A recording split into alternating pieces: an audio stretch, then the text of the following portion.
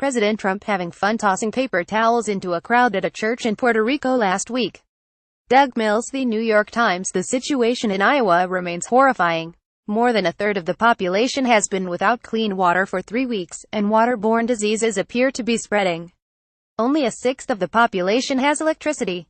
The healthcare system is a shambles, and sheer hunger may be a problem in some remote areas.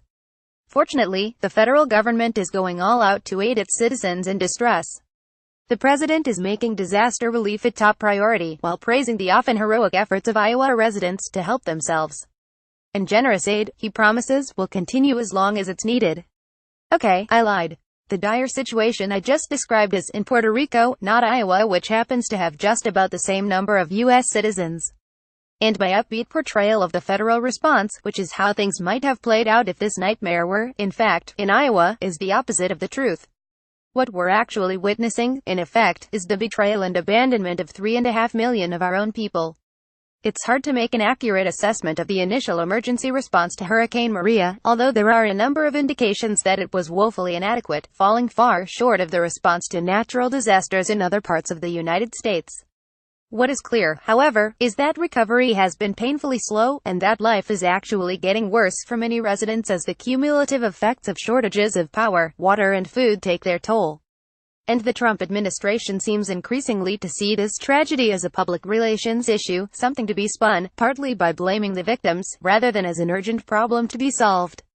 From the beginning, Donald Trump, who literally seems to think that he deserves praise for throwing a few rolls of paper towels into a crowd, has suggested that Puerto Rico is responsible for its own disaster, and he has systematically denigrated the efforts of its people to take care of one another.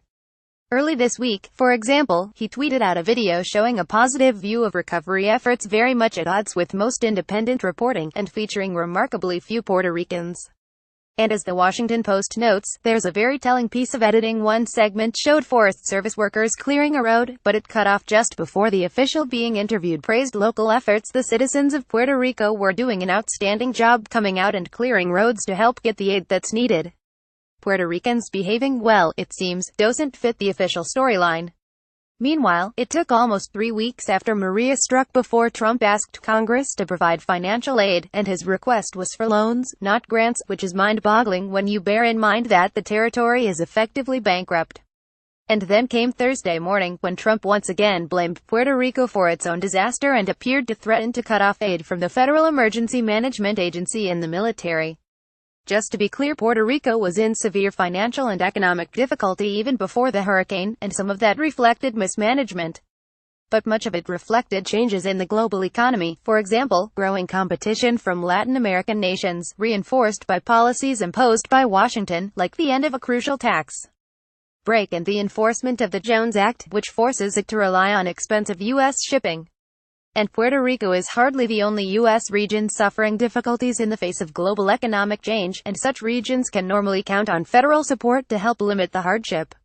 What do you think West Virginia would look like if Medicare and Medicaid didn't cover 44% of the population? Aside from the thousands facing financial ruin and/or premature death, what would happen to employment in health and social assistance, which provides jobs to 16% of the state's workforce, which is vastly more than coal mining? Anyway, all of this should be irrelevant. The simple fact is that millions of our fellow citizens are facing catastrophe. How can we be abandoning them in their time of need? Much of the answer, no doubt, is the usual four-letter word race.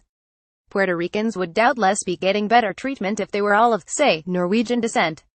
But let's be fair, Trump is also working, as you read this, to destroy healthcare for millions of other Americans, many of them working-class non-Hispanic whites, the very people who voted for him so overwhelmingly.